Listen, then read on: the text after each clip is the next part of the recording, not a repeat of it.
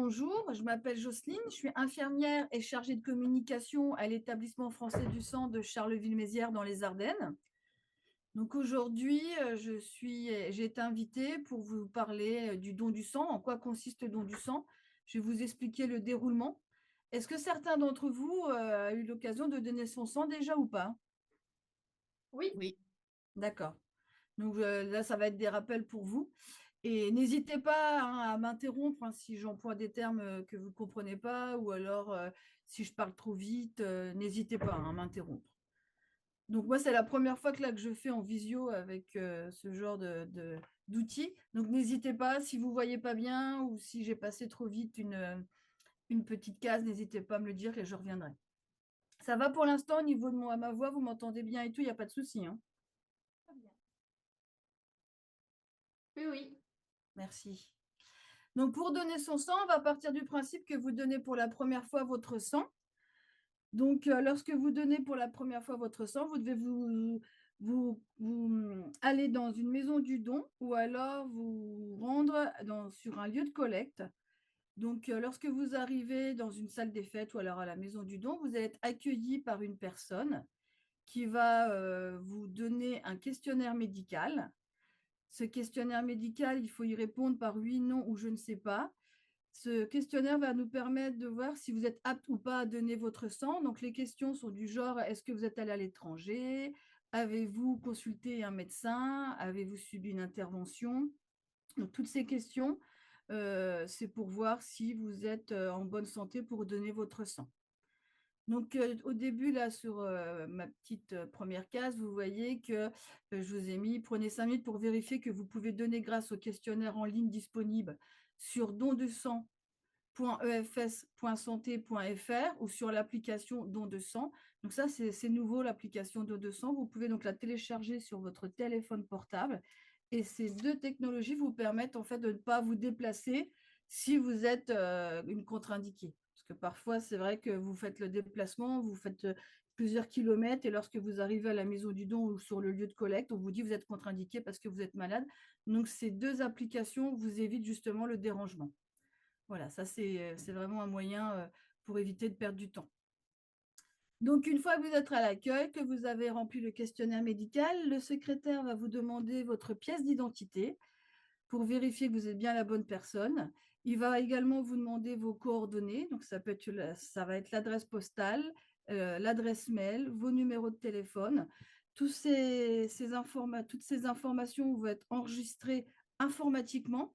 Ça va être un moyen pour nous de pouvoir vous recontacter lorsque vous serez éligible pour redonner une nouvelle fois votre don de sang ou le don de plasma que je reparlerai dans la deuxième partie. Une fois que vous avez été enregistré informatiquement, là, on va vous inviter à aller auprès du médecin. Donc, le médecin va regarder avec vous les réponses auxquelles vous avez répondu. Il va vous poser d'autres questions. Il prendra également votre tension. Et s'il juge que vous êtes apte à donner, à ce moment-là, il va vous inviter à aller auprès des infirmières. Est-ce que pour l'instant, ça va? Oui, ça va très bien. Merci. Donc, une fois que vous sortez du bureau du médecin, donc là, l'infirmière vous accueille. Elle vous installe confortablement sur un fauteuil, que ce soit à la maison du don ou alors, je le répète, dans une salle des fêtes.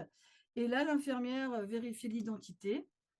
Si c'est la première fois que vous donnez, là, elle va vous faire une petite piqûre au bout du doigt. C'est comme les personnes diabétiques. La différence, nous ne recherchons pas le taux de sucre, mais nous allons rechercher le taux d'hémoglobine. C'est-à-dire voir si vous êtes anémie ou pas, si vous avez suffisamment de globules rouges. Si le résultat est correct, à ce moment-là, l'infirmière va commencer le prélèvement. Donc, un petit rappel, sachez qu'il n'y a aucune crainte à avoir. Tous nos produits sont stériles. La poche est emballée dans un sachet.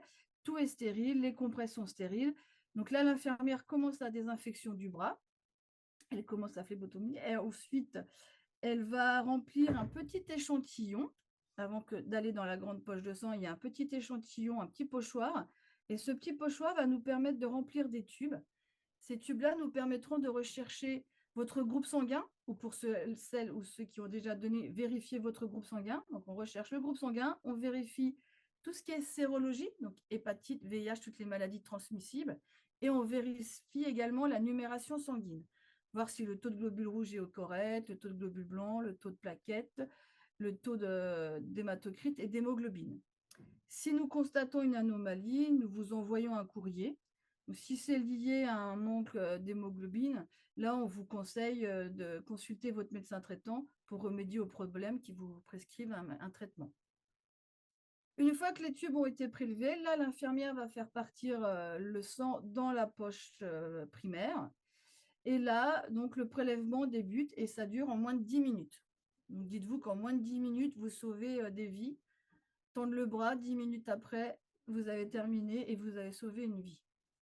Donc, le prélèvement terminé, là, on vous laisse un tout petit peu allongé sur le fauteuil. Et ensuite, le meilleur moment, là, c'est la collation. Donc, on vous invite à aller en collation, boire et manger pour compenser la perte. Et là, on vous conseille de rester entre 20 minutes et 30 minutes. Donc là, c'est le prélèvement qui est effectué. Donc là, lorsque vous donnez votre sang, on parle de sang total, car quand vous donnez votre sang, pour ceux qui ont déjà donné, vous avez pu remarquer, en fait, il n'y a pas qu'une seule poche de sang, il y a plusieurs poches de sang, car la première poche, la poche primaire, c'est pour prélever le sang total, et ensuite, au niveau de notre laboratoire, quand ils reçoivent les poches la nuit, là, ils vont faire la séparation des différents éléments du sang. C'est-à-dire que dans une poche, ils vont mettre les globules rouges, ça représente à peu près 200 millilitres, le plasma, 200 millilitres, et les plaquettes dans la troisième poche qui représentent 50 millilitres. Quand vous donnez votre sang, le médecin prescrit la quantité, donc ça peut varier entre 450 et 480 millilitres. C'est en fonction du poids et de la taille. Et en général, la moyenne, c'est 480 millilitres. Avec les tubes, ça représente 1 demi-litre. Sachant que dans l'organisme, nous avons 3,5 litres à 5 à 6 litres de sang. Je le répète, hein, c'est en fonction du poids et de la taille. Est-ce que ça va? Oui. Oui, non, ça va? Non, non, tout va bien. Oui. Et au niveau des termes, globules rouges, plasma, plaquettes, ça va? Oui, oui. Merci. Donc là, voilà. Donc là, c'est l'explication.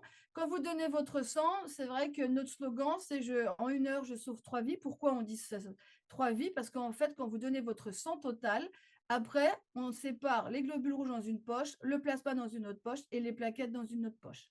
Car chaque élément de sang a une indication bien précise au moment de la transfusion. Les globules rouges, en fait, c'est ce qui apporte l'oxygène dans tout l'organisme. Donc, on va l'utiliser.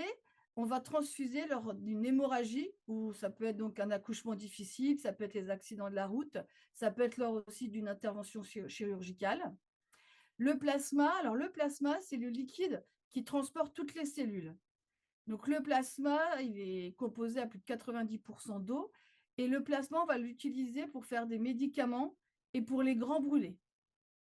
Et les plaquettes, alors les plaquettes, c'est ce qui sert à la coagulation. Les plaquettes, c'est pour les personnes atteintes de cancer ou de leucémie. Voilà l'utilisation lorsque vous donnez votre poche. Là, maintenant, vous savez à quelle utilisation elles sont faites. Je ne parle pas trop vite. Non, c'est bon. Donc, les conditions pour donner son sang. Alors, pour donner son sang, il faut avoir 18 ans et on peut donner jusqu'à la veille des 71 ans. Il faut peser 50 kilos. Donc, comme je le disais au début, hein, il faut avoir une pièce d'identité sur soi. Donc, un permis de conduire peut suffire. Ça peut être aussi un badge professionnel. À partir du moment qu'il y a une photo dessus, ça peut passer. Si vous téléchargez l'application, il faut se prendre en photo. Donc, comme ça peut être un moyen aussi d'avoir toujours une pièce d'identité sur vous. Vous pouvez également prendre en photo avec votre téléphone portable votre pièce d'identité et nous, ça passe aussi. Et surtout, le point important, il faut surtout ne pas être à jeun. Donc, il faut bien manger avant de venir et bien se réhydrater. Si vous n'avez pas eu le temps de déjeuner ou de manger, il faut le signaler lorsque vous arrivez. Et là, nous, on vous donne de quoi y remédier. Voilà, donc 18 ans jusqu'à la veille des 71 ans, peser 50 kilos et avoir une pièce d'identité et surtout ne pas être à jeun. Donc là, je vous montre une petite vidéo qui résume un petit peu tout ce que je viens de vous dire au niveau du prélèvement. Vous me dites si vous entendez. En donnant votre sang, vous aidez à soigner, Marc, lors d'une intervention chirurgicale, Vous entendez le son, c'est bon? Alba qui lutte contre une leucémie, Oui. ou Oui. Sonia Merci. qui suit un traitement à base de biomédicaments issus du plasma. Votre sang contient 3 éléments principaux. Le plasma, riche en anticorps et protéines d'intérêt thérapeutique majeur, les plaquettes qui évitent les saignements et le risque hémorragique, et les globules rouges qui luttent contre l'anémie et assurent l'oxygénation de l'organisme. Vous pouvez donner tous ces composants en un seul don de sang, ou uniquement votre plasma ou vos plaquettes, grâce au don d'aphérèse. Pas tellement différent d'un don de sang, ce type de prélèvement filtre le sang pour ne récupérer que votre plasma, ou vos plaquettes. Les autres éléments vous sont restitués. L'avantage des dons en aphérèse est de prélever un volume de plasma ou de plaquettes plus important. Ils sont possibles en maison du don, et s'effectuent sur rendez-vous pour une durée de 1h30 à 2h. Alors pour Marc, Alba, Sonia et tous les autres, franchissez le cap et donnez sans hésiter.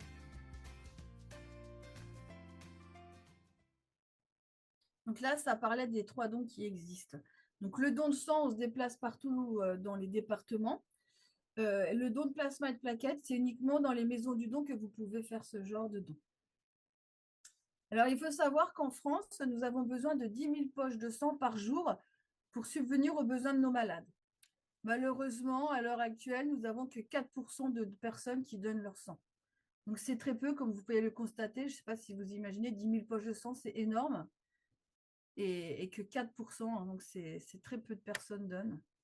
Donc, j'espère que cette sensibilisation va vous donner envie de venir donner. Je vais vous donner quelques exemples. Donc, jusqu'à maintenant, l'exemple que je donnais lors de mes interventions, c'était un médecin qui était chez nous, qui était auparavant, avant de travailler chez nous, il était chirurgien et durant sa carrière en chirurgie, il a eu besoin de 44 poches de sang pour sauver un motard. Donc, quand j'ai 44 poches de sang, c'est l'ensemble plaquettes, plasma et globules rouges. Là, maintenant, l'exemple que je prends, c'est celui de l'infirmière de Reims qui a été sauvagement agressée par plusieurs coups de couteau. Elle a eu besoin de 60 poches de sang. C'est énorme. Bon, malheureusement, on n'a pas pu la sauver, mais c'est énorme. Je peux vous dire que ce jour-là, tout le Grand Est a dû aider Reims à envoyer des poches, nous, les premiers, puisqu'on était les plus près, 3 également, pour aider justement à subvenir aux besoins de cette infirmière. Donc là, c'est vrai qu'à l'heure actuelle, nous avons l'intelligence artificielle, hein, de super beaux téléphones, des voitures qui roulent tout seuls. Mais malheureusement, à part votre générosité, rien ne peut remplacer le sang. Donc vraiment, nous avons vraiment besoin de vous. Les malades comptent sur vous. Donc merci pour nos malades, pour les personnes qui donnent et les personnes qui donneront. J'espère que vous allez pouvoir prendre conscience de l'importance de donner. Donc là, j'ai l'opportunité de vous faire passer ce message. Et si j'ai pu comprendre, il y a des lieux où les responsables autorisent leur personnel à quitter un peu plus tôt pour aller offrir le sang ou le plasma. Nous, on peut donner une attestation, hein, pour attester que vous êtes bienvenu donner tel jour, de telle heure à telle heure, et vous pouvez venir sur votre temps de travail. Après, vous devez vous rapprocher de vos responsables pour voir si c'est réalisable dans votre établissement, mais sachez que parfois des conventions le permettent.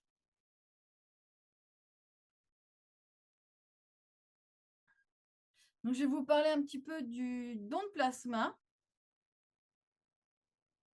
Alors, le don de plasma, vous l'avez vu sur la vidéo, hein. Le don de plasma, donc je le répète, ça s'effectue en maison du don. Donc, le plasma, c'est le liquide qui transporte les cellules.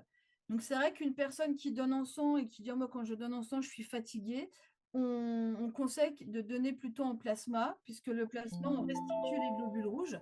Comme ça, la personne est moins fatiguée. On conseille aussi aux personnes anémiées de donner en plasma, puisque le fait qu'on restitue les globules rouges, on ne complique pas l'anémie. Et le plasma, hein, c'est pour faire des médicaments, des vaccins. Et là, il faut savoir qu'en France, là, on a un problème. Nous n'avons pas suffisamment de donneurs en plasma. À l'heure actuelle, nous fabriquons que 35% de nos médicaments avec notre propre plasma, car nous n'avons pas suffisamment de donneurs. Les 65% qui nous manquent, nous devons aller acheter le plasma à l'étranger. Et là, avec la période du Covid que nous avons connue, là, quelques années, nous nous sommes rendus compte que c'était très difficile d'avoir le plasma, d'acheter le plasma à l'étranger. Et on n'a pas pu faire tous les médicaments qu'on aurait voulu. Et certains patients n'ont pas eu leur traitement. Donc là, on a changé un petit peu la politique et on essaye de faire davantage de sensibilisation auprès de nos donneurs en sang pour les informer, et puis des informations comme celle d'aujourd'hui, pour informer la population que le don de plasma est très important puisqu'il sert à faire des médicaments. Et là, je vous montrerai un film. C'est une petite fille qui a une maladie très rare. Elle n'a pas de défense immunitaire et grâce à la médecine, à l'évolution de la médecine, nous avons trouvé un traitement à base de plasma. Donc cette petite fille peut vivre normalement maintenant grâce à ce médicament issu du don de plasma. Et pour cette petite fille, elle va donc à l'hôpital une fois par mois. Elle rentre le matin à 9h moins le quart du matin jusqu'à 18h. Et là, elle est perfusée pour avoir son traitement. Et rien que pour elle, on a besoin de 130 donneurs de plasma. C'est énorme, hein. Et là, vous verrez dans la vidéo, alors je ne sais plus si c'est au début de la vidéo ou à la fin, ils vous disent qu'il existe 7000 cas comme elle. Donc, vous multipliez 7000 par 130 dons. Vous verrez le nombre de plasma que nous avons besoin. Donc, c'est vrai que le plasma, il y a une contrainte. Il faut venir à la maison du don. Il faut vous déplacer sur les maisons du don pour donner son plasma. Ça dure un peu plus longtemps que le sang. Le sang, en 10 minutes, votre poche est remplie. Là, en plasma, c'est entre 30 et 45 minutes. En fait, ça dépend du taux d'hématocrite que vous avez. En général, ça va plus vite chez les femmes puisque le taux est déjà plus bas. Chez les hommes qui ont un taux assez élevé, là, la machine a beaucoup plus de travail à faire. Je vais vous montrer, hop, la machine, je sais passer. Vous voyez la machine de plasma. Donc, la machine a beaucoup plus de travail à faire pour séparer le plasma que voici, qui est recueilli dans cette poche, et le reste de sang va dans ce réservoir. Quand le réservoir a atteint une certaine limite, la machine arrête de prélever. À ce moment-là, la machine restitue les globules rouges. Donc, vous avez plusieurs prélèvements et plusieurs retours pour avoir la quantité de plasma que nous voulons. Donc, la différence du don de plasma en quantité, c'est que lorsque vous donnez en sang, on va prélever une poche de 200 millilitres. Le laboratoire va prélever 200 millilitres. Alors que là, quand vous donnez votre plasma, excusez-moi, là, on peut atteindre 850 millilitres. Donc, la quantité est quand même plus importante. Donc, vous allez me dire, c'est assez long. C'est vrai que c'est assez long, mais je peux vous assurer que les personnes, surtout les femmes, apprécient énormément de donner en plasma car elles trouvent que c'est leur moment à elles, leur moment de détente, où là, elles n'entendent pas chérie, c'est où? Ou maman, est-ce que tu peux? Voilà. Donc là, c'est vraiment un moment où elles peuvent se déconnecter de tout. Il existe, nous avons des télévisions, vous pouvez prendre un ordinateur portable, vous pouvez prendre des écouteurs, des livres, des magazines. Enfin là, c'est vraiment un moment relax, c'est vraiment plaisant. Et une fois que l'aiguille est dans le bras, vous ne sentez même plus non plus le retour ni rien, vous êtes vraiment très bien. Même certaines personnes s'endorment en donnant leur plasma. Donc là, là j'ai expliqué. Est-ce que vous avez des questions par rapport à tout ce que je viens de dire là, au niveau du plasma? Je coupe le son. Non, ça va, ça va? Je vous entends pas fort, mais ça va bien? Oui. C'est clair? Non, mais moi, tout ça n'apparaissait pas. Oui, oui, tout est clair. Les conditions pour donner son plasma, donc là, on peut donner pareil à partir de 18 ans. La différence, là, on peut donner jusqu'à la veille des 66 ans. Il faut peser 55 kg, voire 50 kg, puisque tout dépendra du poids et de la taille. Là, c'est le médecin qui va juger si une personne fait 50 kg. Et la pièce d'identité, il faut toujours la présenter. Alors, pour donner son sang, je l'expliquais, je ne sais plus si je l'ai dit en début, les femmes peuvent donner 4 fois par an leur sang et les hommes 6 fois par an. Pourquoi cette différence? Car nous avons déjà moins d'hémoglobine et d'hématocrite que les hommes et nous avons une perte mensuelle. C'est pour ça que nous ne donnons pas le même nombre. On peut donner son sang toutes les 8 semaines. Nous conseillons aux dames de donner une fois par trimestre pour espacer vraiment les dons et éviter d'être anémiées. En plasma, c'est différent. Le plasma, vous pouvez donner votre plasma tous les 15 jours. Nous avons fait une campagne et sur cette campagne, le slogan, c'était un don par saison. Donc, si vous donnez 4 dons par an, c'est très bien. Si vous les donnez une fois par mois, c'est encore mieux. Mais voilà, sachez que si tout le monde donnait une fois par mois, on serait vraiment très content. Donc, le sang, c'est 4 fois pour les femmes et 6 fois pour les hommes, avec un intervalle de 8 semaines entre chaque don. Et le plasma, on peut donner tous les 15 jours. Donc, on peut cumuler également un don de plasma et un don de sang, ce n'est pas gênant. Puisque le don de sang, là, ce sont des cellules. Donc là, on doit attendre 8 semaines avant de redonner un don de sang. Mais vous pouvez donner un don de sang aujourd'hui. Et dans 15 jours, vous pouvez donner un don de plasma. Il n'y a aucun problème, puisqu'on vous restitue les globules rouges. Donc voilà, vous pouvez faire les 2 dons, il n'y a aucun problème. Il faut toujours qu'il y ait un intervalle de 15 jours entre les 2 dons, plasma et sang. 2 dons de sang, c'est 8 semaines et plasma et sang, c'est que 15 jours. Est-ce que ça va? Je ne vous ai pas trop mélangé, c'est bon? Très bien. Donc là, je vous mets la carte qui représente toutes les maisons du don qui existent dans le Grand Est. Donc, vous pouvez vous rendre dans ces maisons du don, les différentes maisons du don, ou alors il faut savoir également que nous réalisons des collectes mobiles. Nous nous déplaçons partout dans les départements.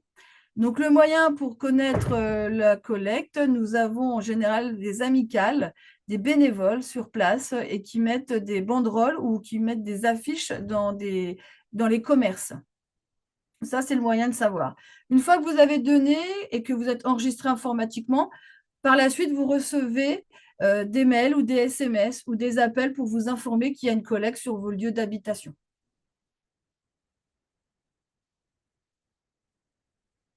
Donc là, je vais vous montrer la petite vidéo dont je vous parlais de la petite fille qui est atteinte d'une maladie rare. Donc, elle résume très bien le don de plasma et l'importance pour donner son plasma. Donc, tout à l'heure, j'ai eu un petit souci avec le son. Il faudra me dire, parce que moi, habituellement, c'est Teams. Là, je ne connais pas trop ce logiciel. Donc, n'hésitez pas à me dire si vous avez le son ou pas. Après, c'est sous-titré, mais c'est vrai que c'est quand même mieux avec le son. Donc là, je lance et vous me le dites. Vous entendez la musique là ou pas? Oui. Super, merci. Oui.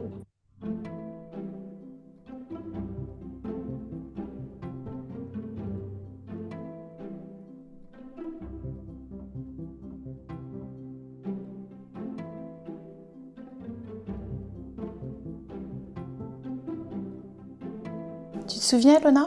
Non, pas trop. Elona, quand elle était bébé, elle était en permanence malade.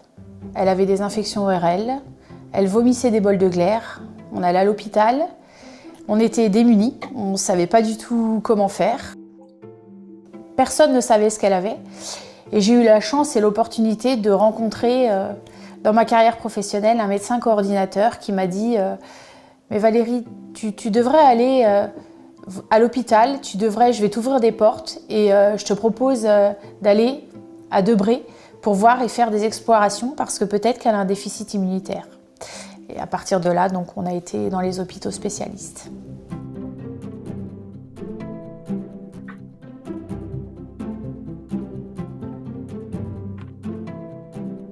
Elle est vouée en fait à tout le temps être malade parce qu'elle n'a pas de système immunitaire comme tout à chacun.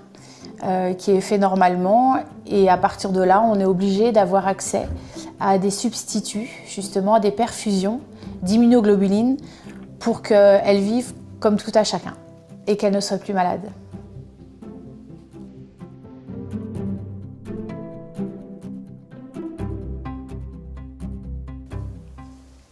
Qu'est-ce que tu fais les lundis, toutes les 4 semaines? Je vais à l'hôpital pour qu'ils me font une piqûre.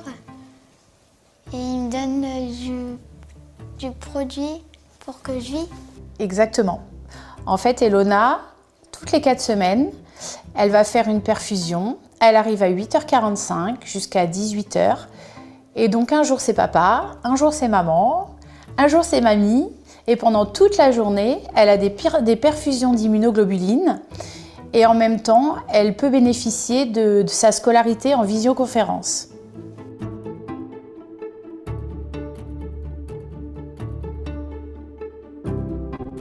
Je peux aller à l'école, je peux faire du sport et je peux vivre comme tout le monde. Oui, comme tout le monde. Elle peut jouer avec ses copines, elle peut aller à la piscine. On a la joie, surtout quand on est maman, et je l'insiste, d'aller avec sa fille chercher des chaussures, chercher des vêtements. Avant, on achetait tout sur Internet. Elle va jouer avec ses copines, elle va aux anniversaires. Dans la classe, on n'est plus contraint d'avoir des lingettes, donc on vit comme tout le monde. C'est très important. C'est que du bonheur, voilà.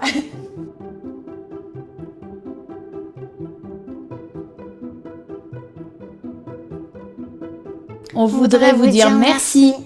Merci à vous. Merci. Mince, excusez-moi, je me mets à pleurer. C'est vrai, c'est... Bah, c'est grâce à eux, en fait. C'est grâce à eux que ma fille est comme ça. Là, tout simplement. Voilà. À ma fille. C'est grâce à eux que tu es comme ça. C'est grâce à eux qu'elle grandit. C'est grâce à eux qu'elle est magnifique, qu'on vit. Donc merci. Je pense que même merci, c'est un tout petit mot par rapport à... Et merci au nom de son frère aussi, au nom de son papa, au nom de la famille, au nom de tout le monde qui nous entoure, de pouvoir nous donner la possibilité de nous épanouir comme une famille normale, et de vivre même avec des animaux. Voilà, je crois qu'on peut dire que merci à ma fille. Tu dis merci.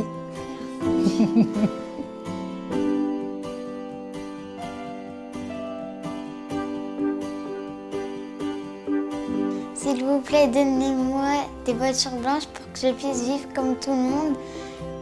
Jouer avec mes chiens, jouer avec les animaux, jouer avec mes meilleurs amis. Et sinon, je serais dans une chambre d'hôpital.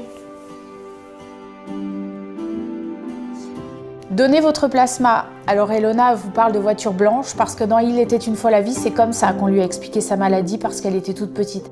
Donnez le plasma pour que ma fille puisse vivre et d'autres enfants qui ont la même maladie. Parce que sans ça, comme elle le dit, elle serait dans un lit d'hôpital, elle ne pourrait pas profiter de sa famille, elle ne pourrait pas profiter de la vie de tous les jours. S'il vous plaît, donnez le plasma.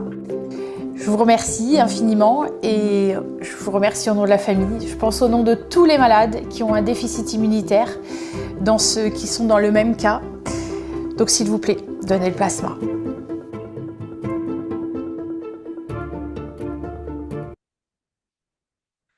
Donc voilà, c'est ce que je vous disais pour la petite. On a besoin de 130 dons de plasma pour faire son traitement, donc tous les mois.